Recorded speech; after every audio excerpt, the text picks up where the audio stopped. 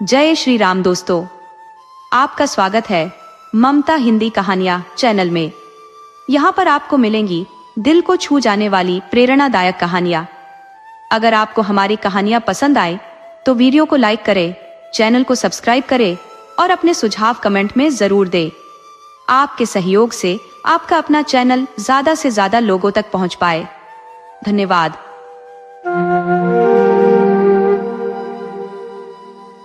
एक समय की बात है, एक आटा चक्की का मालिक अपने बुरे हालातों के चलते बेहद गरीबी में जी रहा था। उसकी चक्की पर अब कोई गेहूं पिसाने नहीं आता था। हालात इतने खराब थे कि वह अपनी पत्नी और बेटी के लिए 2 वक्त का खाना जुटाना भी मुश्किल हो गया था। चक्की के पीछे एक पुराना सेब का पेड़ था और वहीं पास में उसका जर्जर सा घर। अपनी जीविका चलाने के लिए उसे जंगल से लकड़ियां काटनी पड़ती थी, जिनको बेचकर जो थोड़े बहुत पैसे मिलते उसी से उसका गुजारा होता था। एक दिन जब वह लकड़ियां काटने जंगल गया तो उसने एक अजीब सा बूढ़ा व्यक्ति देखा। वह बूढ़ा पहले कभी इस जंगल में नहीं दिखा था। वह सीधा चक्की के मालिक के पास आया और बोला, क्यों बेटा, इतनी परेशान क्यों लग रहा है? मैं तेरी गरीबी दूर कर सकता हूँ, लेकिन बदले में तुझे मुझे वह चीज देनी होगी जो मैं मांगूंगा। चक्की के मालिक ने सोचा, मेरे पास ऐसा क्या है जो यह मुझसे मांग सकता है? मेरी तो पहले ही हालत खस्ता है। अमीर बनने की उम्मीद में उसने बिना कुछ सोचे समझे उस बूढ़े की बात मान ली। बूढ़ा रहस्यमय मुस्कान के साथ बोला, ठीक है, मैं 3 साल बाद आऊंगा अपनी चीज लेने। इतना कहकर वह बूढ़ा चला गया। लकड़ियां लेकर जब वह घर पहुंचा तो उसकी पत्नी भागती हुई आई और चकित होकर बोली, यह क्या हो गया? हमारे घर में अचानक इतना सारा धन कहां से आ गया? बर्तन और कोने कोने तक सोने चांदी से भर गए हैं। ये सब हुआ कैसे? न कोई बाहरी आदमी आया, न कुछ और। सच सच बताओ, ये चमत्कार जैसा क्या है? उसने अपनी पत्नी से कहा, शायद यह उसी बूढ़े आदमी का करिश्मा है। उसने मुझे बहुत सारा धन देने का वादा किया था, बदले में उसने मुझसे सिर्फ एक चीज मांगी है। पत्नी चिंतित होकर पूछने लगी, वह बूढ़ा इतने धन के बदले क्या मांग रहा था? चक्की का मालिक बोला, शायद वह सेब का पेड़ लेना चाहता होगा जो चक्की के पीछे खड़ा है। उसकी पत्नी ने उसकी बात सुनते ही अंदाजा लगा लिया कि वह बूढ़ा कोई साधारण इंसान नहीं, बल्कि कोई शैतानी ताकत है। वह सेब का पेड़ नहीं, बल्कि उस पेड़ के पास खेलती उनकी मासूम बेटी को छीनने आया है। यह ख्याल आते ही उसकी रूह कांप उठी। पति की लालच भरी बेवकूफी पर गुस्सा भी आया, जिसने बिना सोचे समझे उस शैतान से सौदा कर लिया था। अब वह समझ नहीं पा रही थी कि अपनी बेटी को उस दुष्ट से कैसे बचाए। चक्की के मालिक की बेटी जितनी सुंदर थी, उतनी ही गुणी भी। उसकी ईश्वर में गहरी आस्था थी। हर सुबह वह नहा धोकर ईश्वर की पूजा में जुट जाती और घंटों प्रार्थना करती। समय का पहिया तेजी से घूमा और 3 साल पलक झपकते निकल गए। एक दिन अचानक वही बूढ़ा उनके दरवाजे पर आ धमका। उसने चक्की के मालिक से अपनी बेटी सौंपने की मांग की। उसकी बात सुनते ही चक्की का मालिक सकते में आ गया। उसने कभी सपने में भी नहीं सोचा था कि उस बूढ़े ने धन के बदले उसकी बेटी का सौदा किया होगा। डर और पछतावे से भरा वह अपनी बेटी के पास पहुंचा, जो उस वक्त पूजा में लीन थी। वह बिना उसे कुछ बताए वापस बूढ़े के पास गया और कहा, मेरी बेटी अभी पूजा कर रही है, तुम कल आकर उसे ले जाना। बूढ़ा बिना कुछ बोले वहां से चला गया, लेकिन अगले दिन वह फिर आ धमका। उस दिन भी लड़की पूजा में व्यस्त थी। अब बूढ़ा गुस्से में चिल्ला पड़ा, अगर वह अपने हाथों से पूजा कर रही है तो उन हाथों को काट कर मुझे सौंप दे। जिया। चक्की के मालिक का चेहरा सफेद पड़ गया। वह हकलाते हुए बोला, बाबा, ये आप कैसी बात कर रहे हो? मैं अपनी ही बेटी के हाथ कैसे काट सकता हूँ? बूढ़ा भयंकर स्वर में गरजा, अगर तूने मेरी बात नहीं मानी तो मैं तेरी गर्दन मरोड़कर तुझे खत्म कर दूंगा और अपनी चीज लेकर जाऊंगा। उसकी यह बात सुनकर चक्की का मालिक पूरी तरह डर गया। उसकी जान सूख गई थी। वह अपनी बेटी के पास पहुंचा और सारी बात उसे बता दी। रोते हुए उसने कहा, बेटा, मैं तेरे हाथ नहीं काटूंगा तो वह मुझे मार देगा, लेकिन मैं तेरे साथ ऐसा अन्याय भी नहीं कर सकता। लड़की ने अपने पिता को सांत्वना दी। उसने कहा, पिताजी, जो ईश्वर की मर्जी है वही होगा, आप डरिए मत। और फिर उसने अपने दोनों हाथ उनके सामने फैला दिए। पिता ने कांपते हाथों से तेज धार वाले चाकू को उठाया। आंखों में आंसू भरकर उसने अपनी बेटी के हाथों पर वार किया। दोनों हाथ कटकर गिर गए। हाथ लेकर वह बूढ़े के पास पहुंचा। बूढ़े ने दोनों हाथ उससे ले लिए और बोला, अब तेरी यह लड़की तेरे किसी काम की नहीं है। अब तू इसे मेरे हवाले कर देना, मैं कुछ दिन बाद इसे लेने आऊंगा। चक्की का मालिक अपने इस पाप के लिए बहुत दुखी था, पर वह अब उस शैतान से छुटकारा भी नहीं पा सकता था, क्योंकि उसने बिना सोचे समझे पैसों के लालच में उसकी मांग स्वीकार कर ली थी। वह अपने इस कुकर्म के लिए अपनी बेटी से बार बार माफी मांगने लगा, पर उसकी बेटी अब अपने माता पिता के साथ नहीं रहना चाहती थी, क्योंकि शैतान से पैसा लेने के बाद उसके पिता का दिमाग ही बदल गया था। ईश्वर में विश्वास रखने वाली वह लड़की इस घर से कहीं दूर चली जाना चाहती थी, ताकि वह शैतान कोई नया गुनाह करने के लिए फिर उसके पिता को मजबूर न करे। माता पिता के लाख समझाने पर भी वह अगले दिन अपने घर से निकल पड़ी। चलते चलते शाम को वह एक सुंदर और बड़े बगीचे में पहुंची। दिन भर चलते रहने के कारण वह बहुत थक चुकी थी और साथ ही उसे बड़ी भूख भी लगी थी। बगीचे में नाशपाती के पेड़ों पर 2-4 पकी नाशपातियां लटक रही थी। उन्हें देखकर उस लड़की की भूख और बढ़ गई, पर उन तक पहुंचना उसके बस का नहीं था, क्योंकि एक तो फल बड़ी ऊंचाई पर लगे थे और दूसरे उसके हाथ ही नहीं थे। वह अपनी लाचारी पर बहुत दुखी हुई और वहीं जमीन पर बैठकर ईश्वर का ध्यान करने लगी। तभी सफेद कपड़े पहने एक सुंदर सी लड़की उसके सामने आ खड़ी हुई और बोली, मैं तुम्हारी मदद करने आई हूँ। तुम्हें भूख लगी है और तुम सामने वाले पेड़ की पकी हुई नाशपातियां खाकर अपनी भूख मिटाना चाहती हो। मैं अभी तुम्हारे लिए कुछ पकी हुई नाशपातियां तोड़कर लाती हूँ। इतना कहकर वह सुंदर सी लड़की 3-4 नाशपातियां तोड़कर लाई और अपने हाथों से खिलाने लगी। उस बाग का माली यह सब कुछ देखकर भी डर के मारे चुप रहा। उसे लगा कि यह जरूर कोई भूत है जो सफेद कपड़ों में उनके बाग में घुस आया है। लड़की की भूख जब शांत हुई तो उसने उस देवी को हृदय से धन्यवाद दिया और वहां से उठकर झाड़ियों में छुपकर सोने के लिए चली गई। अगले दिन जब उस बाग का मालिक एक सुंदर सा राजकुमार उस माली के पास पहुंचा तो माली ने उसे यह अनहोनी घटना सुनाई, पर उस राजकुमार को विश्वास नहीं हुआ, क्योंकि आज तक उसके बाग में कोई भूत प्रेत नहीं आया था। उसे लगा कि उसके माली ने जरूर कोई सपना देखा होगा, पर माली अपनी बात पर डटा रहा। उसने अपनी दोनों आंखों से सब कुछ देखा था। राजकुमार बोला, ठीक है, आज रात मैं भी तुम्हारे साथ इसी बगीचे में छुपकर देखूंगा कि सचमुच वह कोई भूत तो नहीं है। सारे दिन चुपचाप वह लड़की घनी झाड़ियों में छुपकर बैठी रही, पर जैसे ही थोड़ा अंधेरा होना शुरू हुआ वह झाड़ियों से निकलकर नाशपातियों के पेड़ के पास पहुंची और ईश्वर से प्रार्थना करने लगी। ईश्वर ने उसकी प्रार्थना सुन ली। कल वाली सुंदर सी लड़की 3-4 नाशपातियां लेकर उसके पास पहुंची और उसे अपने हाथों से खिलाने लगी। जैसे ही नाशपातियां खत्म हुई, वैसे ही राजकुमार, जो अपने माली के साथ एक बड़े से पेड़ के पीछे छुपा हुआ था, झट से बाहर आया और बोला, तुम लोग कौन हो? तुम इस दुनिया के लोग हो या किसी और दुनिया के? बिना हाथों वाली लड़की उस अजनबी को देखकर डर गई। गिड़गिड़ाते हुए बोली, मैं इसी दुनिया की अभागी लड़की हूँ। आज ईश्वर के अलावा सभी ने मुझे इस संसार में अकेला छोड़ दिया है। राजकुमार जब उस लड़की के नजदीक पहुंचा तो सफेद कपड़ों वाली लड़की वहां नहीं थी, केवल बिना हाथों वाली लड़की घुटनों के बल वहां पर बैठी थी। राजकुमार ने देखा कि उस लड़की के दोनों हाथ कटे हुए थे, पर वह बहुत ही सुंदर थी। राजकुमार को उस पर बहुत दया आई। वह उसे अपने साथ राजमहल ले गया और उसके लिए चांदी के हाथ बनवाए और अपनी माता के कहने पर उससे विवाह कर लिया। ईश्वर पर अटूट विश्वास रखने वाली लड़की के जीवन में फिर से खुशियां आ गई। एक बार राजकुमार को किसी जरूरी काम से दूसरे देश जाना पड़ा। वह अपनी पत्नी को अपनी मां की देखरेख में छोड़कर चला गया। कुछ दिनों बाद उस लड़की ने एक सुंदर से बेटे को जन्म दिया।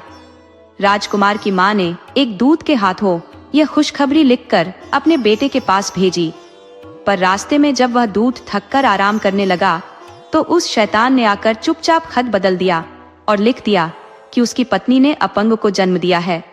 राजकुमार ने जब वह खत पढ़ा तो उसे खुशी की जगह बहुत दुख हुआ, पर उसने सोचा कि कोई बात नहीं। वह बाद में इस बच्चे का इलाज करवा कर उसे ठीक कर लेगा। उसने अपनी माँ को खत लिखा कि घबराने की कोई बात नहीं, वह तब तक उन दोनों की सेहत का पूरा ध्यान रखे जब तक वह वापस घर नहीं पहुंच जाता है। पर जब दूत लौटते समय अपने पहले वाले स्थान पर आराम करने बैठा तो उसे नींद आ गई। इसी बीच शैतान ने दूसरा खत उसकी जगह रख दिया। इस खत में लिखा था कि माँ बेटे दोनों को जान से मार डालो। जब अगले दिन दूत ने यह पत्र राजमाता को दिया तो वह इसे पढ़कर हैरान रह गई कि उसका बेटा कितना बड़ा निर्दयी है कि अपने बेटे और अपनी पत्नी को मारने के लिए लिख रहा है। वह अपनी बहू को बहुत प्यार करती थी तथा उसकी और उसके बेटे की जान बचाना चाहती थी, इसलिए उसने यह बात अपनी बहू को सुनाई। लड़की को इस खत पर विश्वास नहीं हो रहा था, फिर भी वह राजमाता के कहे अनुसार अपने बच्चे को लेकर राजमहल से निकल गई। राजमाता ने उसके साथ किसी नौकर या नौकरानी को भी नहीं भेजा ताकि कहीं उसके बेटे को पता न चल जाए कि उसने उन दोनों को भागने में मदद की है। चलते चलते जब वह लड़की थककर एक पेड़ के नीचे बैठ गई तो उसे ईश्वर की याद आई, क्योंकि अब वह ही उन दोनों का एकमात्र सहारा था। वह सच्चे दिल से ईश्वर की प्रार्थना करने लगी। जैसे ही उसने आंखें खोली तो अपने सामने एक सफेद कपड़े पहने सुंदर सी स्त्री को देखकर हैरान रह गई। वह स्त्री बोली, तुम घबराओ नहीं बेटी, साथ में ही एक छोटा सा घर है, मैं तुम्हें वहीं ले चलती हूँ। उसने लड़की से उस बच्चे को अपनी गोद में ले लिया और उस छोटे से घर की ओर चल दी। जैसे ही वे तीनों उस घर के सामने पहुंची तो एक अधेड़ उम्र की औरत, जिसका चेहरा बहुत चमक रहा था, उस लड़की को पकड़कर घर के अंदर ले गई। उस औरत ने जैसे ही उसके हाथ छुए, उसके हाथ सचमुच के हो गए और चांदी वाले हाथ जमीन पर गिर पड़े। लड़की यह सब देखकर हैरान होकर उस औरत के पैरों पर गिर पड़ी। तब वह औरत उसे उठाती हुई बोली, घबराओ मत बेटी, ईश्वर ने तेरी सहायता के लिए मुझे भेजा है। तूने आज तक पूरी श्रद्धा से ईश्वर की पूजा की है, इसी से खुश होकर उसने मुझे तेरे पास भेजा है। अब तुझे कोई दुख नहीं होगा। इधर अपना काम खत्म करने के बाद जब राजकुमार वापस अपने महल में आया तो उसने अपनी माँ से अपनी पत्नी और अपने बच्चे के बारे में पूछा। राजकुमार की माँ अपने बेटे से पहले ही बहुत नाराज थी। उसने भी उसे खूब खरी खोटी सुनाई, पर राजकुमार ने तो ऐसा कोई खत दूत को नहीं दिया था जिसमें उसने दोनों को मारने की बात लिखी हो। वह यह जानकर बहुत दुखी हुआ कि उसकी माँ ने उन दोनों को मरवा डाला है। उसने इस दुख के कारण खाना पीना भी छोड़ दिया। जब राजकुमार की माँ को विश्वास हो गया कि उसने उन दोनों को मरवाने के लिए नहीं लिखा था तो उसने अपने बेटे को सारी बातें सच सच बता दी। राजकुमार बिना अन्न जल ग्रहण किए अपनी पत्नी और बच्चे को ढूंढने निकल पड़ा। उन दोनों को ढूंढते ढूंढते साल भी खत्म होने को आया, कहीं भी पता नहीं चला। शहर शहर भटकने के बाद राजकुमार एक बार उसी जंगल में पहुंच गया जहां वह लड़की अपने बच्चे के साथ रह रही थी। इतने बड़े जंगल में एक छोटा सा घर देखकर वह बड़ा हैरान हुआ। उसने डरते डरते उस घर के दरवाजे को खटखटाया तो एक अधेड़ उम्र की औरत ने दरवाजा खोला। उसे देखते ही बोली, आइए राजकुमार, इस छोटे से घर में आपका स्वागत है। आपने यहाँ आने का कष्ट कैसे किया? राजकुमार बोला, मैं काफी दिनों से अपनी पत्नी और बच्चे को ढूंढ रहा हूँ, पर उनका आज तक कहीं पता नहीं चला। उस औरत ने राजकुमार के सामने खाने पीने की कई चीजें रखी, पर राजकुमार ने कुछ नहीं खाया। वह बोला, कुछ भी खाने की इच्छा मुझे नहीं है, मैं यहाँ पर कुछ देर आराम करना चाहता हूँ, अगर आप आज्ञा दें तो। वह औरत बोली, क्यों नहीं राजकुमार, आप इसी बिस्तर पर आराम कीजिए। राजकुमार उस औरत की आज्ञा पाकर वहीं उसी बिस्तर पर आंखें बंद करके लेट गया। तभी उसे अंदर से कुछ बातें करने की आवाजें सुनाई दी। वह औरत कह रही थी, बाहर जाकर देख, तेरा पति और इस बच्चे का पिता तुम दोनों को ढूंढता हुआ यहाँ आ पहुंचा है, तू बाहर जाकर उससे मिल। तभी उसे किसी के बाहर आने की आहट सुनाई दी। राजकुमार ने झट से अपनी आंखों पर हाथ रख लिया ताकि वह चुपके से उस औरत का चेहरा देख सके। उस लड़की ने धीरे से उस राजकुमार के पास आकर उसे पहचानने की कोशिश की, पर उसकी बड़ी हुई दाढ़ी से वह उसे नहीं पहचान पाई। पर राजकुमार झट से अपनी पत्नी को पहचान गया। जब उसने उस लड़की के हाथों में बच्चे को देखा तो उसे लगा कि यह कोई और औरत होगी, क्योंकि उसकी पत्नी के हाथ तो सचमुच के नहीं बल्कि चांदी के थे। वह बात की सच्चाई जानने के लिए एकदम उठकर बैठ गया। उसे नजदीक से देखकर उसकी पत्नी उसे पहचान गई और बोली, मैं आपकी अभागी पत्नी और यह आपका अभागा बेटा है। राजकुमार को उस औरत की बात पर विश्वास नहीं हो रहा था कि यह सचमुच के हाथों वाली औरत उसकी पत्नी है। तभी वही अधेड़ उम्र की औरत चांदी के 2 हाथ लिए तेजी से बाहर आई। वह उन दोनों हाथों को राजा के सामने रखती हुई बोली, ईश्वर ने इसकी पूजा और भक्ति से खुश होकर इसे इसके असली हाथ वापस कर दिए हैं। यही आपकी पत्नी है। राजकुमार यह सुनकर खुशी से उछल पड़ा। उसने उस स्त्री तथा ईश्वर को धन्यवाद दिया और अपने बेटे एवं अपनी पत्नी को लेकर अपने महल में वापस आया, जहां पर राजमाता ने बड़ी धूमधाम से सबका स्वागत किया। अंत में शैतान को उस लड़की का पीछा छोड़ना पड़ा। दोस्तों, आपको कहानी कैसी लगी? अपने सुझाव कमेंट करना न भूले। तो चलिए आज की अगली कहानी शुरू करते हैं।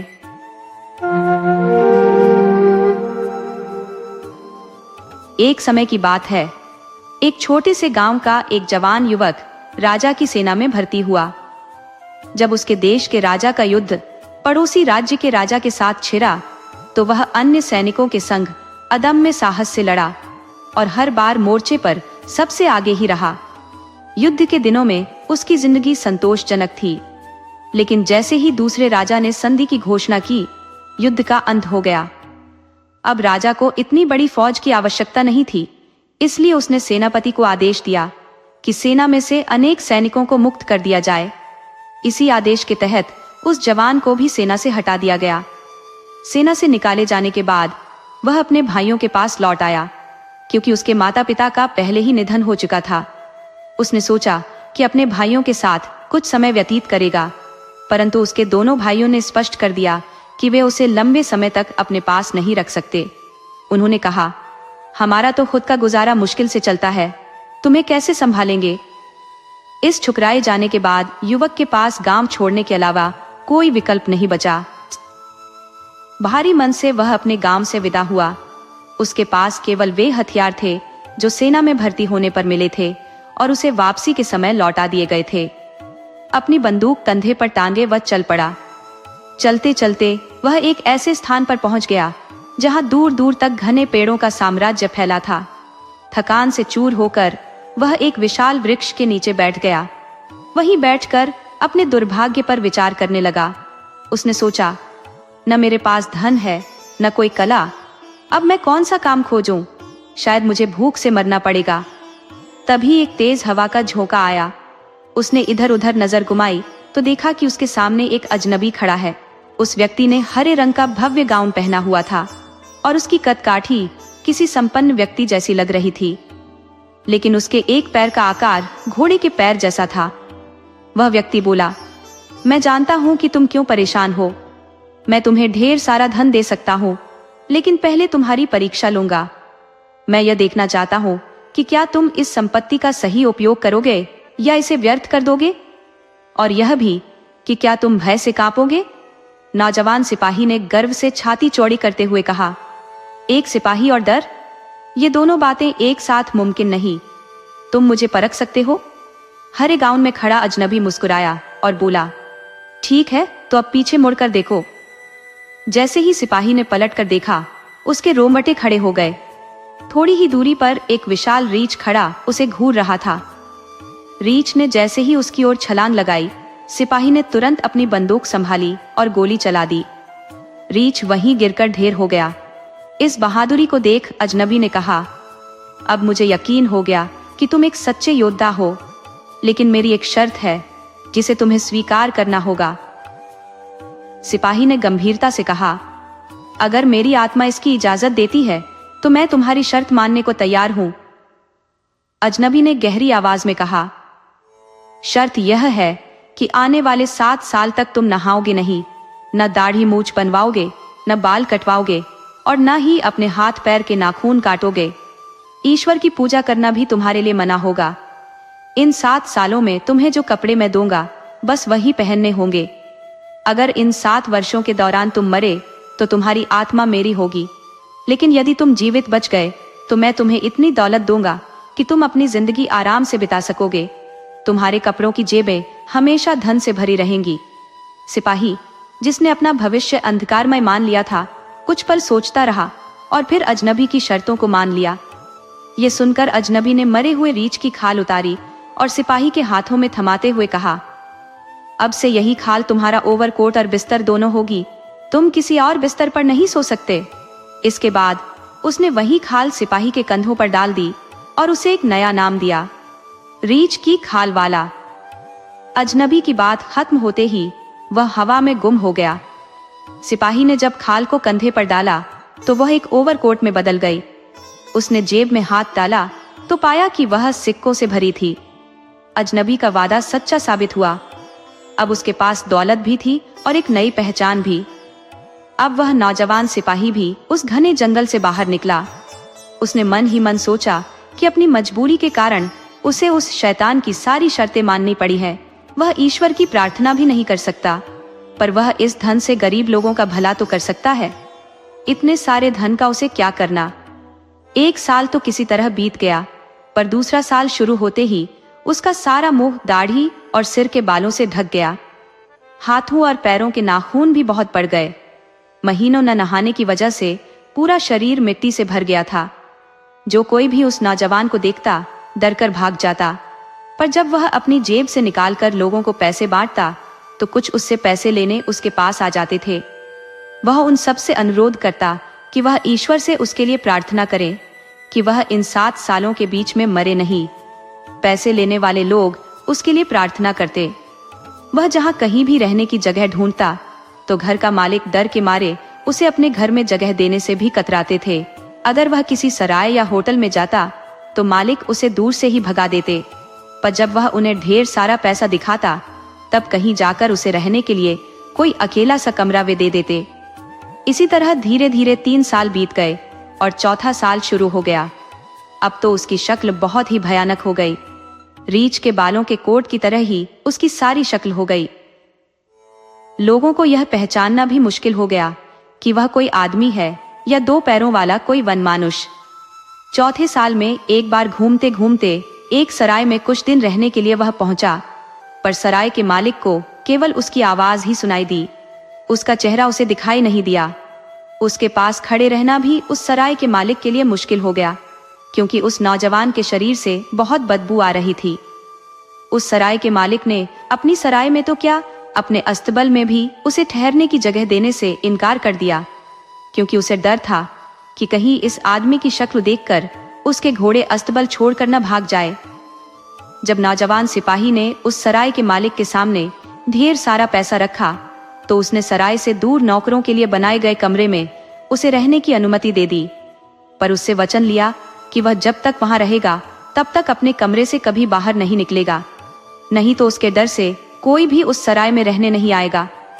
नौजवान सिपाही ने उसकी सारी शर्तें मान ली, पर जब शाम के समय नौजवान सिपाही अकेला अपने कमरे में बैठा सोच रहा था कि उसके 7 साल पूरे क्यों नहीं हो रहे हैं, वह इतनी भयंकर जिंदगी और कैसे जी सकता है, तभी उसे अपने बराबर वाले कमरे से किसी आदमी के जोर जोर से रोने की आवाज आई। वह बड़े ही दयालु प्रकृति का इंसान था, अतः अपने कमरे का दरवाजा खोलकर बाहर निकला।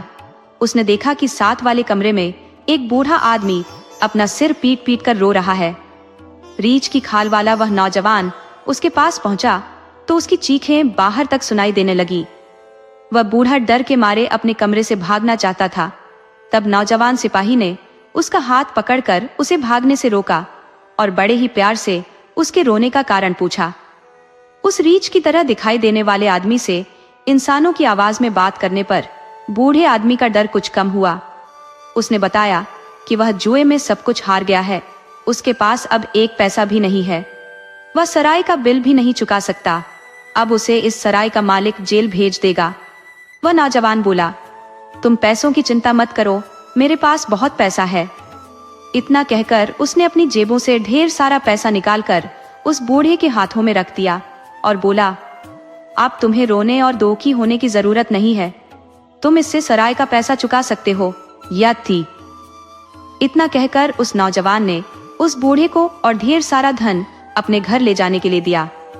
बूढ़ा उस रीछ की खाल वाले का बहुत ही शुक्रगुजार हुआ और बोला, तुम्हारे इस उपकार के बदले में मैं अपनी किसी भी एक बेटी से तुम्हारा विवाह कर दूंगा। तुम मेरे साथ मेरे घर चलकर अपनी इच्छा की लड़की चुन सकते हो। पहले तो वह नौजवान उस बूढ़े की बात पर राजी नहीं हुआ, क्योंकि उसे मालूम था कि कोई भी लड़की उससे शादी करने के लिए तैयार नहीं होगी, पर बूढ़े के आग्रह पर उसके घर जाने के लिए तैयार हो गया। जब वह उसके घर पहुंचा तो बूढ़ी ने अपना फैसला अपनी बेटियों को सुनाया और उनमें से एक से उस रीछ की खाल वाले से शादी करने को कहा। जब दोनों बड़ी लड़कियों ने उस रीछ की खाल वाले को देखा तो डर से चीखती हुई बाहर भाग गई और अपने पिता की बात को मानने से साफ इनकार कर दिया। फिर उस बूढ़ी ने अपनी छोटी बेटी को बुलाया। वह उस रीछ की खाल वाले से शादी करने के लिए तैयार हो गई, क्योंकि इसी आदमी ने उसके पिता को जेल जाने से बचाया था और उसे ढेर सारा धन भी दिया था। उसे लगा कि यह आदमी जरूर कोई भला इंसान होगा, नहीं तो कौन किसकी सहायता करता है। नौजवान ने अपने हाथ की अंगूठी उतारकर उस लड़की को दे दी और उसकी अंगूठी खुद पहन ली, और फिर वह उस लड़की से बोला, मैं तुमसे अभी शादी नहीं कर सकता, क्योंकि मुझे अभी इसी हालत में रहकर 3 साल और गुजारने हैं। अगर मैं इन 3 सालों में मर गया तो तुम पूरी तरह से आजाद हो। अगर मैं जीवित रहा तो आकर तुमसे शादी करूंगा, पर मेरे लिए ईश्वर से प्रार्थना करो कि मैं जिंदा रहूं। इतना कहकर वह उस बूढ़े आदमी के घर से चल पड़ा। उस भोली भाली लड़की ने उसी दिन से उसे अपना पति मान लिया और निर्णय किया कि वह तब तक काले कपड़े ही पहनेगी जब तक वह उसका होने वाला पति वापस आकर उससे शादी नहीं करता। उसकी दोनों बड़ी बहनें उसका मजाक बनाती और उससे कहती, तू भी कितनी भोली है, वह कोई आदमी है, वह तो 2 पैरों वाला रीछ है, वह तुझे कभी भी मार डालेगा, तू पिता की बातों में मत आ। एक वनमानुष से भी कोई शादी कर सकता है। पर उस लड़की को ईश्वर पर पूरा भरोसा था। उसे विश्वास था कि ईश्वर जो भी करेगा अच्छा ही करेगा। अतः वह चुपचाप उनकी बातें सुनती रहती। वह सदैव ईश्वर से अपने होने वाले पति की लंबी आयु के लिए प्रार्थना करती रहती। इधर वह रीछ की खाल वाला नौजवान 3 सालों तक इधर से उधर भटकता रहा और गरीबों को दोनों हाथों से धन बांटता रहा। धीरे धीरे वह भयानक समय भी खत्म होने को आया। 7वें साल के आखिरी दिन वह नौजवान फिर से उसी घने पेड़ों वाले जंगल में आ पहुंचा और वहीं पर एक पेड़ के नीचे बैठकर हरे रंग के गाउन वाले अजनबी की प्रतीक्षा करने लगा। उसे बैठे अभी थोड़ी ही देर हुई थी कि एक आंधी आई और वह हरे गाउन वाला अजनबी उसके सामने आकर खड़ा हो गया। बोला, तू जीत गया, तू मेरी तरफ से आजाद है, अब तू जहां चाहे जा सकता है। रीछ की खाल वाला नौजवान बोला, अभी तुम कहां जाते हो, मुझे पहले मेरी पुरानी शक्ल वापस करो। अजनबी ने खुद रीछ की खाल वाला उसका कोट उतारा, उसे नहलाया और उसकी दाढ़ी तथा सिर के बाल काटे, हाथ पैर के नाखूनों को काटा, फिर उसे नए कपड़े पहनने को दिए और बोला, तेरी जेबें हमेशा ही पैसों से भरी रहेंगी, क्योंकि इन 7 सालों में तूने दिल खोलकर गरीबों की सहायता की है। इतना कहकर वह शैतान जैसे आया था वैसे ही अचानक गायब हो गया। अब वह नौजवान सुंदर कपड़ों में बिल्कुल राजकुमार लग रहा था। अब उसे उस लड़की की याद आई जिससे 3 साल पहले उसने शादी करने का वादा किया था। उसने लड़की की अंगूठी अपनी जेब में रख ली और 4 घोड़ों की बग्घी में बैठकर उस बूढ़े के घर की ओर चल पड़ा। जब वह उस बूढ़े के घर पहुंचा तो उसे बूढ़े की सबसे बड़ी बेटी मिली, जो उसे देखती ही रह गई और मन ही मन उससे विवाह करने की सोचने लगी। पर वह उसे वहीं छोड़कर सबसे छोटी बेटी को ढूंढने लगा। तभी उसे उस बूढ़े की मंझली लड़की मिली। वह भी उससे शादी करने की बात सोचने लगी, पर उसे बिना कुछ बोले वह नौजवान आगे बढ़ गया और अंत में एक छोटे से कमरे में पहुंचा, जहां उसकी होने वाली पत्नी काले कपड़े पहनकर ईश्वर की पूजा कर रही थी। वह चुपचाप उसके पास पहुंचा और उसकी अंगूठी उसके सामने रख दी। लड़की अंगूठी देखकर पहचान गई कि यह वही आदमी है जिससे शादी करने के लिए वह राजी हो गई थी। लड़की ने भी अपनी अंगुली से अंगूठी निकालकर उसके हाथ पर रख दी। वह लड़की उस नौजवान का इतना सुंदर रूप और अमीरी देखकर हैरान रह गई। जब लड़की ने नौजवान से इसके बारे में पूछा तो उसने पूरी कहानी सुना दी। लड़की ने दया के लिए हृदय से ईश्वर को धन्यवाद दिया। इधर वह नौजवान जब अपनी होने वाली पत्नी का हाथ पकड़कर कमरे से बाहर आ रहा था तो दोनों बड़ी बहनें तैयार होकर उससे मिलने आ रही थी। पर जब उन्हें पता चला कि वह रीछ की खाल वाला व्यक्ति है तो उन्हें अपने ऊपर बहुत गुस्सा आया। गुस्से और नफरत से भरी बड़ी बहन ने घर के पास वाले कुएं में कूदकर और बीच वाली बहन ने पेड़ पर लटक कर आत्महत्या कर ली। शादी के अगले दिन जब उनके दरवाजे पर दस्तक हुई तो नौजवान ने दरवाजा खोलने पर देखा कि वही शैतान उसके सामने खड़ा है। उसे देखकर हरे गांव वाला शैतान बोला, देख, तेरी एक जान के बदले मैंने 2 जानें ले ली। ये दोनों लड़कियां ईर्ष्या और नफरत की आग में खुद ही जल गई और तू अपने साहस, दया तथा धैर्य की वजह से इस आग से बच गया। इतना कहकर वह शैतान फिर गायब हो गया। दोस्तों, आपको कहानी कैसी लगी? अपने सुझाव कमेंट करना न भूले। तो चलिए आज की अगली कहानी शुरू करते हैं।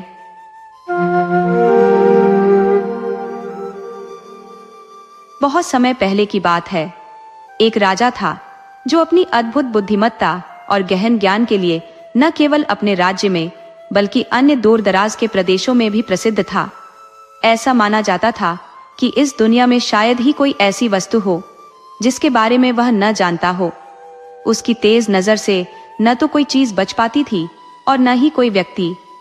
लेकिन राजा की एक अजीब आदत थी।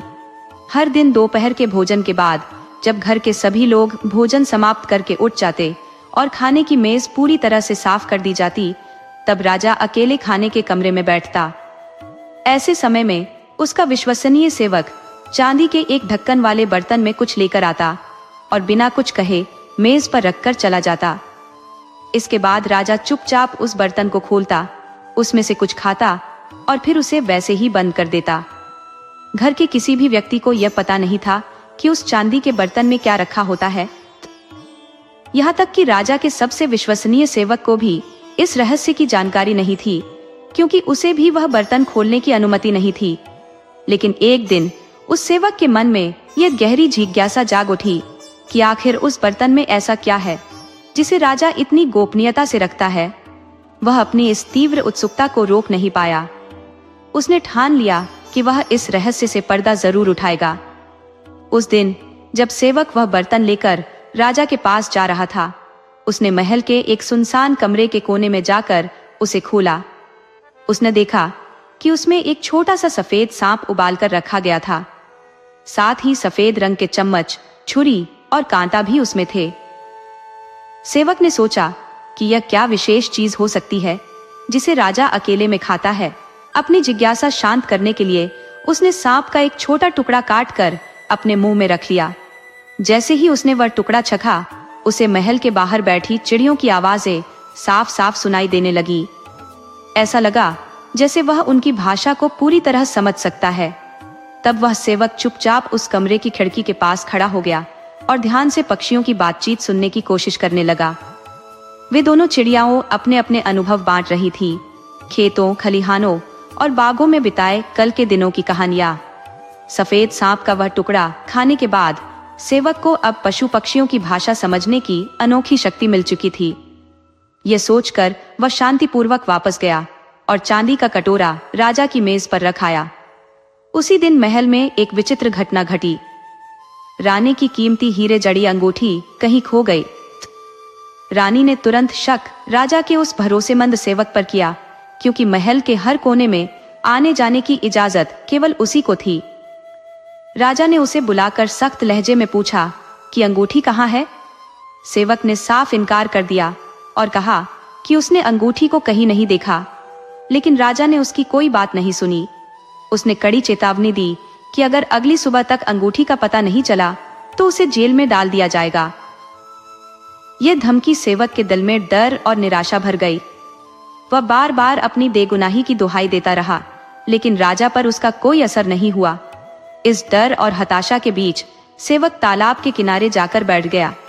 वह सोचने लगा कि अब उसकी मौत तय है, क्योंकि अंगूठी का पता लगाना उसके बस से बाहर था। वह आंसुओं के बीच अपनी किस्मत को कोस रहा था, जब अचानक उसने तालाब में तैरती सफेद बतखों की बातचीत सुनी। एक बतख दूसरी से कह रही थी, मेरे पेट में कुछ अजीब सा चुभ रहा है। सुबह जब रानी इस तालाब में हाथ धोने आई थी, तब उसकी अंगूठी पानी में गिर गई। मैंने उसे निगल लिया और अब वही अंगूठी मेरे पेट में दर्द कर रही है। यह सुनते ही सेवक के चेहरे पर उम्मीद की चमक लौट आई। वह बिना देर किए तालाब में कूदा बतख को पकड़ा और जल्दी से महल की रसोई में ले गया। उसने रसोइये से कहा, आज रात के भोजन के लिए इस बतख को काटो। उसकी आवाज में एक नई ऊर्जा थी, मानो उसने अपनी जान बचाने का रास्ता ढूंढ लिया हो। रसोइये ने कहा, ठीक है, तुम इसे यहीं छोड़ जाओ, मैं बाद में काटूंगा। पर बेचारे सेवक को शांति कहाँ थी? वह तो अपनी मौत के डर से परेशान था। सो उसने खुद ही उस बतख को काटने के लिए बड़ा सा चाकू उठाया और उसका पेट चीर दिया। सचमुच ही उसके पेट से हीरे की बड़ी सी अंगूठी बाहर आ गिरी। अब वह सेवक खुशी खुशी उस अंगूठी को राजा के पास ले गया और अपनी बेगुनाही साबित की। राजा उससे बहुत खुश हुआ और उसे कहा कि वह जो कुछ भी मांगेगा वह उसे जरूर देगा। सेवक ने राजा से विनती की, हे महाराज, मैंने आपकी बहुत दिनों से बड़ी लगन और सच्चाई से सेवा की है, पर अब मैं कुछ दिनों के लिए छुट्टी पर जाना चाहता हूँ।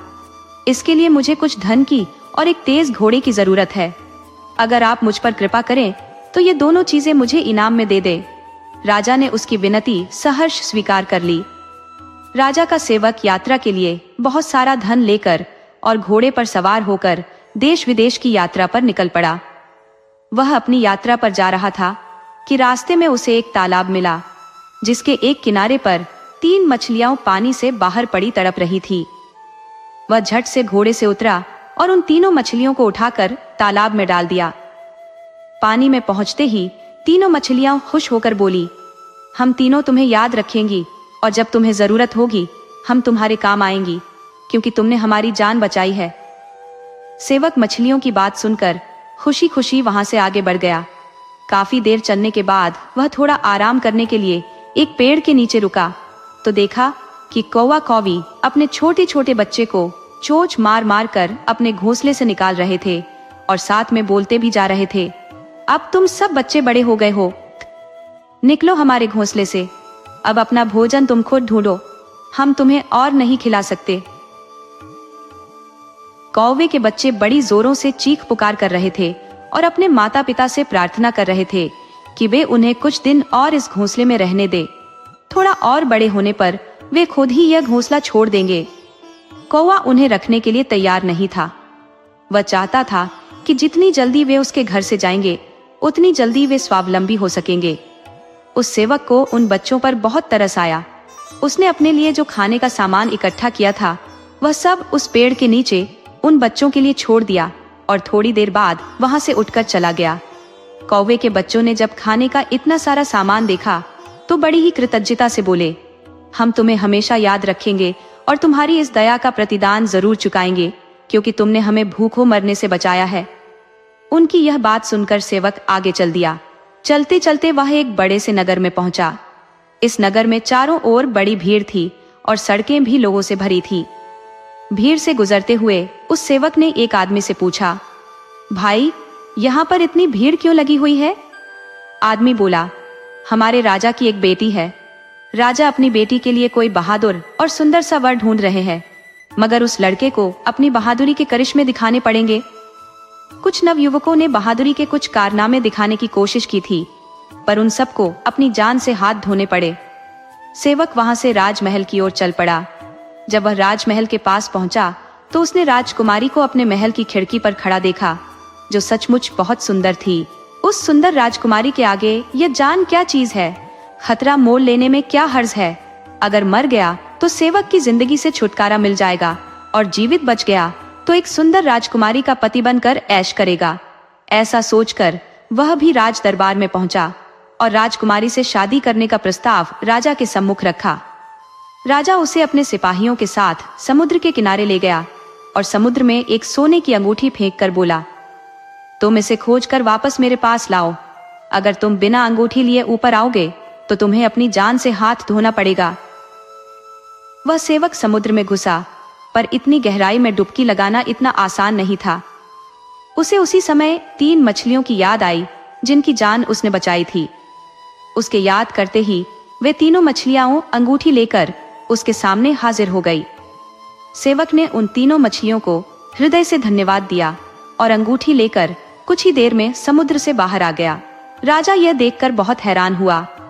सेवक ने राजा की बेटी से विवाह करने की मांग की तो उसने दूसरी शर्त उसके सामने रख दी। राजा के सैनिक उसे महल के बाहर वाले बगीचे में ले गए। वहां पर उन्होंने एक बोरी में भरा बाजरा जमीन पर बिखेर दिया।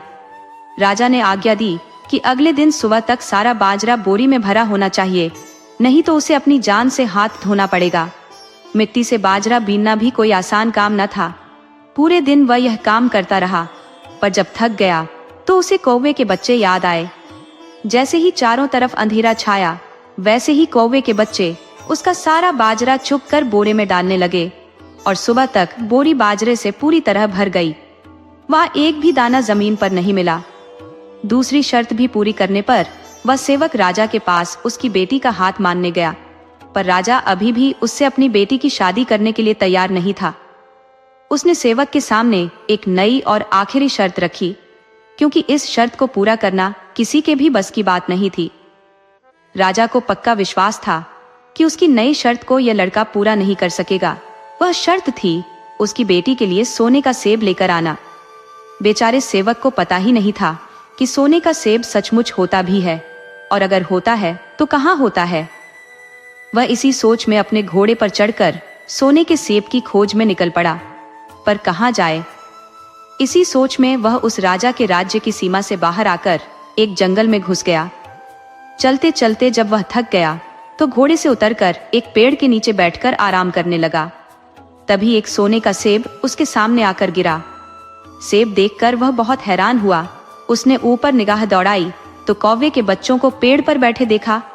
उस सेवक ने उन्हें अपने पास बुलाया और उनसे उस सेब के बारे में पूछना चाहा, पर उन बच्चों ने कुछ नहीं बताया और बोले, हमने जैसे ही सुना कि तुम्हें सोने का सेब लाने की शर्त पूरी करनी है तो हम इसकी खोज में निकल पड़े, और बड़ी ही मुसीबतों के बाद यह हमें मिला और अब यह तुम्हारे सामने है। तुम इसे राजा के पास ले जाओ और राजकुमारी से विवाह कर लो, क्योंकि इस बार राजा और कोई शर्त नहीं रखेगा। यह सोने का सेब तुम्हारे लिए भी भाग्यशाली है। सेवक खुशी खुशी राजा के पास पहुंचा और सोने का सेब उसके सामने रख दिया। राजा के पास अब और कोई बहाना नहीं बचा। जो इस सोने के सेब को ले आया, उससे बढ़कर बहादुर और साहसी और कौन हो सकता है। यह सोचकर राजा ने खुशी खुशी अपनी बेटी का विवाह उस सेवक के साथ कर दिया। सोने का सेब भी उसी को इनाम में दे दिया, क्योंकि यह सेब उसकी बेटी के जीवन में खुशियां लाया था। दोस्तों, आपको कहानी कैसी लगी अपने सुझाव कमेंट करना न भूले। तो चलिए आज की अगली कहानी शुरू करते हैं।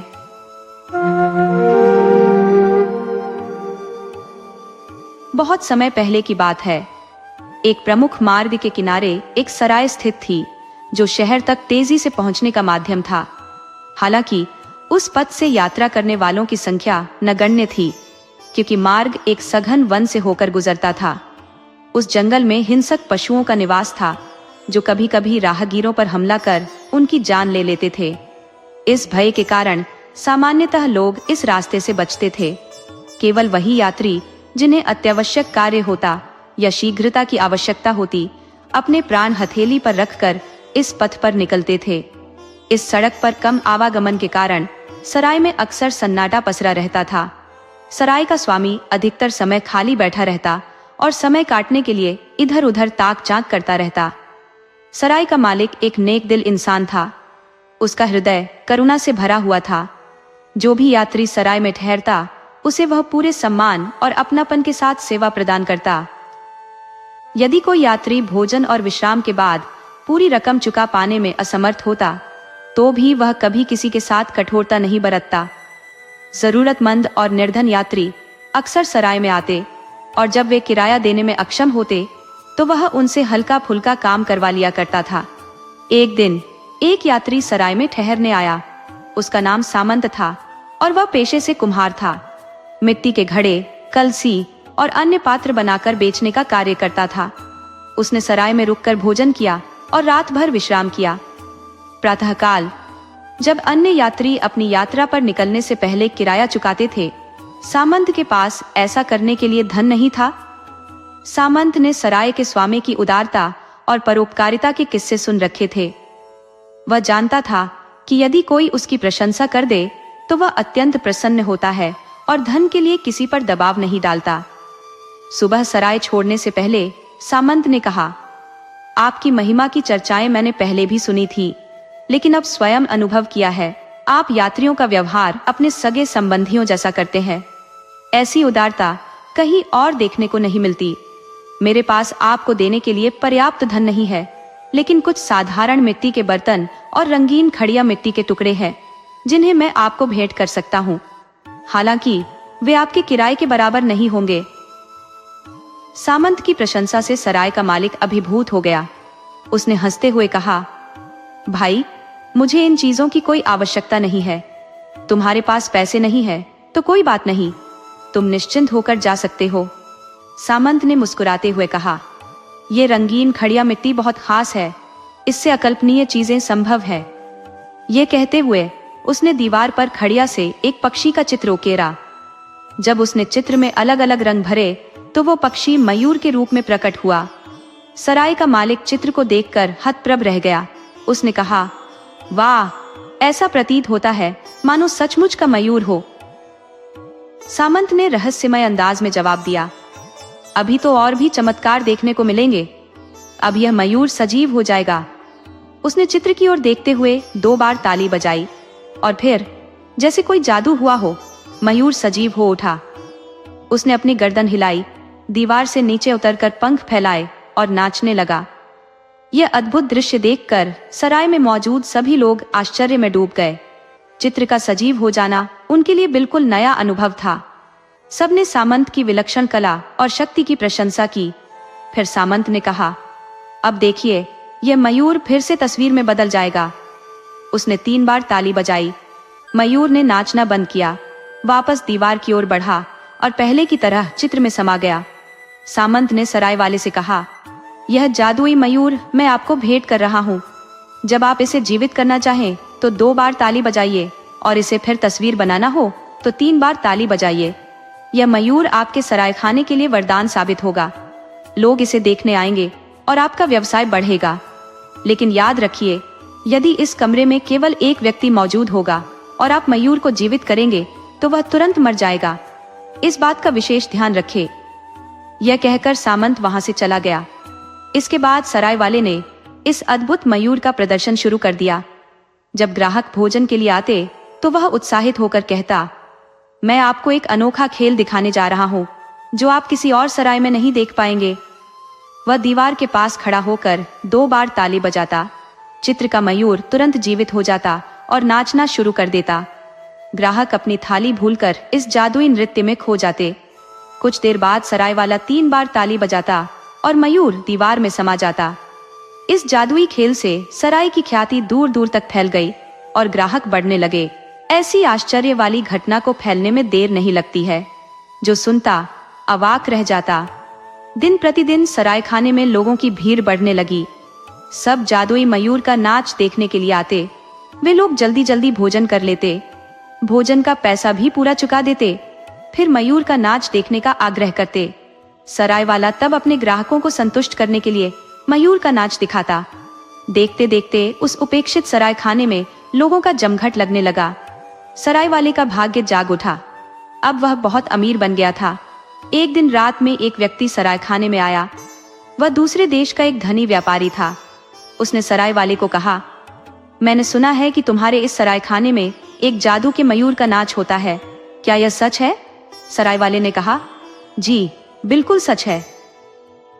व्यापारी बोला, मैं मयूर का नाच देखूंगा, इसके लिए मैं तुम्हें एक थैली सोने की मोहर दूंगा।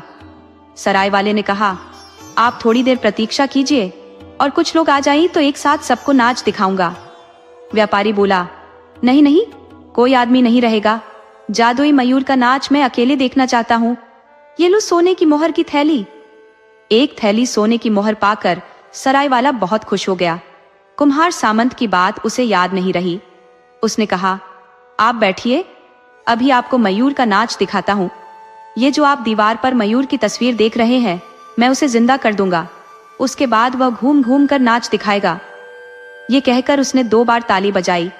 तभी तस्वीर वाला मयूर हिलने डुलने लगा, लेकिन वह कूदकर जमीन पर नहीं उतरा। ऐसा लग रहा था मानो हिलने डुलने में उसे बहुत कष्ट हो रहा है। धीरे धीरे अत्यंत कष्टपूर्वक वह जमीन पर उतरा, परंतु नाच नहीं सका। खड़े खड़े वह थर थर कांपने लगा। फिर एक तरफ लुढ़क कर उसने प्राण त्याग दिए। पल भर में सारी घटनाएं घट गई। मयूर जमीन में समाकर एक तस्वीर बनकर रह गया। व्यापारी ने झट से सराय वाले के हाथ से मोहर वाली थैली छीन ली और क्रोध से गर्जन करते हुए कहा, यही है तुम्हारा मयूर नाच? यही दिखाने के लिए एक थैली सोने की मोहर लिया था? मुझे क्या तुमने अहमक समझा है? एकदम मूर्ख समझा है? ये कहकर वह सराय खाने से निकलकर तेज कदमों से चलने लगा। सराय वाले को कुम्हार सामंत की बातें याद आईं। वह अपना सिर पीट पीट कर कहने लगा, हाय हाय, क्यों मैं सोने की मोहर के लोभ में पड़ गया? कुम्हार सामंत ने मुझे एक व्यक्ति के सामने मयूर का नाच दिखाने से मना किया था। उसकी बात अनसुनी कर क्यों मैंने सर्वनाश को आमंत्रित किया। हाय हाय, अब कोई ग्राहक मेरे सराय खाने में नहीं आएगा। सराय वाले ने बड़ी आशा के साथ कई बार तालियां बजाईं, पर तस्वीर वाला मयूर जीवित नहीं हुआ। रात बहुत बीत गई थी। सराय वाला घनघोर नींद में था। तभी हठात एक बांसुरी की आवाज सुनकर उसकी नींद टूट गई। इतनी रात को उसके दरवाजे पर कौन बांसुरी बजा रहा है, ये देखने के लिए वह दरवाजा खोलकर बाहर निकला। देखा, वही सामंत बांसुरी बजा रहा है। खुले दरवाजे से वह भीतर आया और मयूर की तस्वीर के पास खड़े होकर बांसुरी बजाने लगा। कुछ ही देर में वह मयूर जीवित हो उठा। वह सामंत के पीछे पीछे चलते चलते रात्रि के अंधकार में विलीन हो गया। उसके बाद उन्हें फिर किसी ने नहीं देखा। दोस्तों, आपको कहानी कैसी लगी अपने सुझाव कमेंट करना न भूले। तो चलिए आज की अगली कहानी शुरू करते हैं।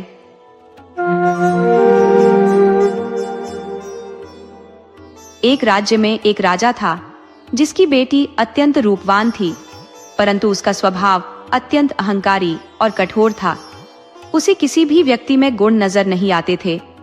राजा उसकी शादी करवाना चाहता था, किंतु वह लड़की हर वर्ग के अंदर कोई न कोई कमी ढूंढकर उसके विवाह प्रस्ताव को अस्वीकार कर देती थी। उसकी इस आदत से राजा बहुत चिंतित रहता था। एक दिन राजा ने अपनी बेटी के लिए एक भव्य स्वयंवर आयोजित करने का निर्णय लिया। इस स्वयंवर में दूर दूर से आए राजाओं और राजकुमारों को आमंत्रित किया गया।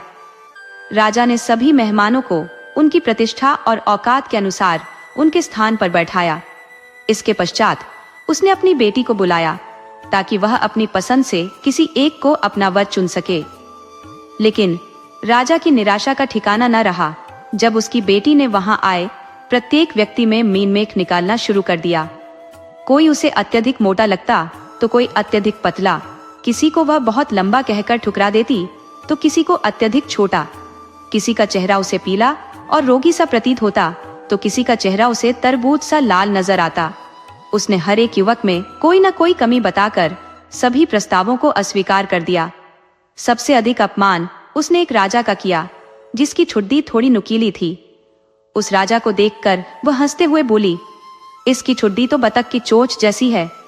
इसके बाद उस राजा को लोग नुकीली ठुड्डी वाला राजा कहने लगे। राजा को जब अपनी बेटी की यह हरकत देखनी पड़ी तो वह क्रोध और शर्म से भर गया। गुस्से में आकर उसने कहा, इस लड़की ने मेरे अतिथियों का घोर अपमान किया है। अब इसे उस पहले भिखारी से विवाह करना होगा जो मेरे महल के द्वार पर आएगा। इसके बाद उसने वहां मौजूद राजाओं और राजकुमारों से क्षमा मांगी और उनका आदर पूर्वक विदा किया। कुछ दिनों बाद एक भिखारी जो गाना गाकर भीख मांगता था राजा के महल के सामने आया। उसकी आवाज सुनकर राजा ने उसे बुलवाया। वह भिखारी मैले कुचैले कपड़े पहने हुए था। राजा ने उससे कहा, तुम्हारा गाना मुझे बहुत अच्छा लगा। इसके बदले मैं अपनी बेटी को तुम्हें उपहार स्वरूप देता हूँ। आज से तुम ही इसके पति हो। इस प्रकार घमंड और अहंकार का परिणाम उस लड़की को भुगतना पड़ा। राजा की यह कठोर बात सुनकर राजकुमारी अवाक रह गई। उसने रोते हुए विवाह का विरोध किया, लेकिन राजा ने गुस्से में कहा, स्वयंवर के दिन मैंने प्रतिज्ञा की थी कि तेरी शादी उस पहले भिखारी से करूंगा जो मेरे महल के द्वार पर आएगा। आज मैं उसी प्रतिज्ञा को निभा रहा हूँ। राजकुमारी की आंसू और विनती राजा के फैसले को बदल नहीं सके। राजा ने उसी क्षण राजपुरोहित को बुलवाया और अपनी बेटी का विवाह उसी भिखारी गायक के साथ करवा दिया। विवाह संपन्न होते ही राजा ने कठोरता से कहा, अब तुम मेरी बेटी नहीं बल्कि एक भिखारी की पत्नी हो। भिखारी की पत्नी का इस महल में कोई स्थान नहीं। अब तुम्हें अपने पति के साथ ही जाना होगा। राजकुमारी ने भारी मन से अपने पिता के महल को अलविदा कहा और अपने भिखारी पति के साथ चल पड़ी। उनके पास न कोई सवारी थी, न कोई सुविधा। पैदल ही उन्हें रास्ता तय करना पड़ा। चलते चलते जब वे एक घने और खूबसूरत जंगल के पास पहुंचे तो राजकुमारी ने पूछा, यह शानदार जंगल किसका है? भिखारी ने जवाब दिया, यह नुकीली ठुड्डी वाले राजा का है। यदि तुमने उससे विवाह किया होता तो आज यह तुम्हारा होता। राजकुमारी के मन में पछतावा जागा। वह धीमे स्वर में बोली, काश मैंने उसी राजा से शादी कर ली होती। जंगल पार करने के बाद वे एक भव्य शहर के पास पहुंचे। राजकुमारी ने फिर पूछा, यह खूबसूरत नगर किसका है? भिखारी ने कहा, ये भी नुकीली ठुड्डी वाले राजा का है। राजकुमारी ने लंबी सांस भरते हुए कहा, काश मैं उससे विवाह कर लेती। भिखारी ने उसकी यह बात सुनी तो नाराज होकर बोला, यह मुझे बिल्कुल पसंद नहीं कि तुम मेरी पत्नी होते हुए भी किसी और के बारे में सोचो। आखिरकार वे दोनों एक छोटे से खपरेल वाले घर के पास पहुंचे। भिखारी ने कहा, यही हमारा घर है, अब हमें यहीं रहना होगा। घर इतना तंग था कि उसमें मुश्किल से 2 लोग रह सकते थे। दरवाजे इतने छोटे थे कि अंदर जाने के लिए झुकना पड़ता था। राजकुमारी ने निराश होकर पूछा, यहाँ नौकर चाकर कहाँ है? भिखारी ने हंसते हुए जवाब दिया, नौकर चाकर? यहाँ तो सब काम तुम्हें खुद करना होगा। उठो और चूल्हा जलाकर भोजन तैयार करो, मुझे बहुत भूख लगी है। ये सब सुनकर राजकुमारी का दिल बैठ गया। वह सोचने लगी कि उसका अहंकार और घमंड उसे कहां से कहां ले आया। राजा की लड़की को क्या पता चूल्हे चौके का। वह यह सब सुनकर रोने लगी, क्योंकि उसे तो कुछ काम करना नहीं आता था। अब उस भिखारी को ही दोनों के लिए खाने को कुछ पकाना पड़ा। राजकुमारी भिखारी का बनाया हुआ रूखा सूखा खाना पाकर गंदे और सख्त बिस्तर पर लेट गई। उस बिस्तर पर उसे नींद नहीं आ रही थी।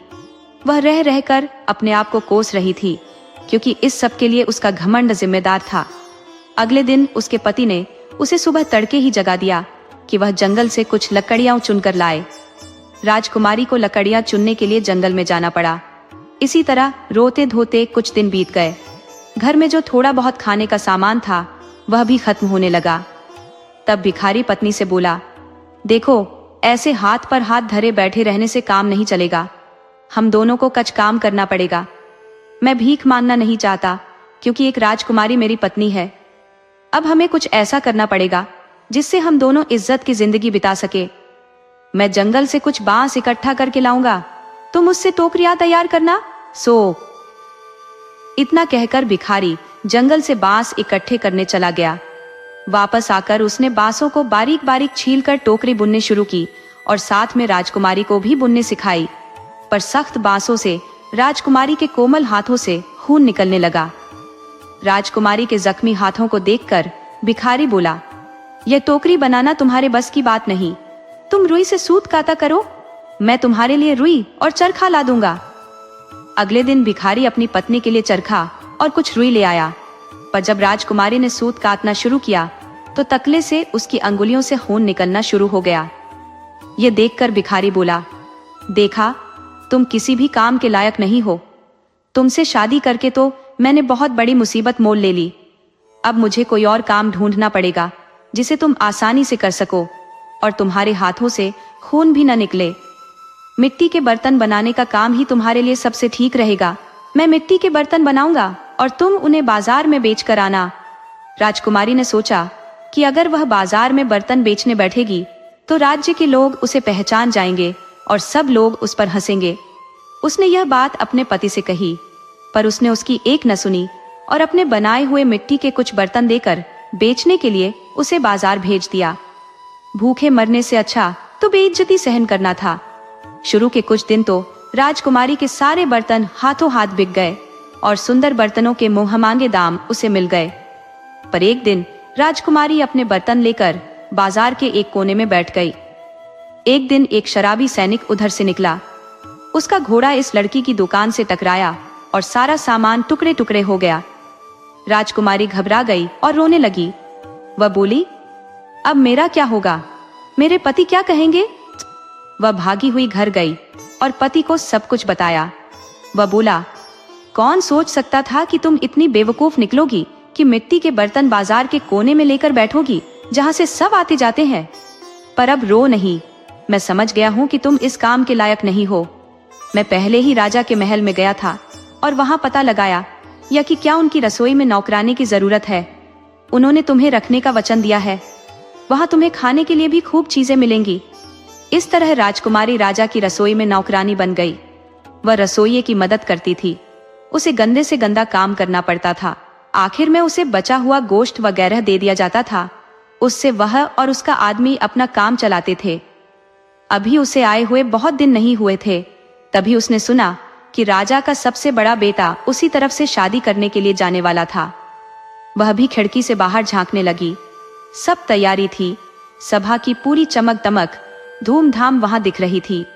वह दुखी होकर अपनी बदकिस्मती के बारे में सोच रही थी। उसे अपने अहंकार की याद करके बेहद दुख हो रहा था, जिसकी वजह से उसे इतना गिरना पड़ा। नौकरों ने उसे बढ़िया गोश्त दिया। इसने उसे अपनी टोकरी में रख लिया ताकि घर ले जा सके। जब वह बाहर निकल रही थी, तभी अचानक राजा का पुत्र मखमली और रेशमी वस्त्र पहने, गले में सोने की जंजीर डाले हुए वहां आया। जब उसने उस खूबसूरत महिला को दरवाजे के पास खड़ा देखा, तो उसने उसका हाथ पकड़ लिया और उसके साथ नृत्य करने के लिए कहने लगा। लेकिन उसने इनकार कर दिया और डर गई, क्योंकि उसने देखा कि वह नुकीली ठुड्डी वाला राजा ही था, वह प्रेमी जिसे उसने घृणा के साथ अस्वीकार कर दिया था।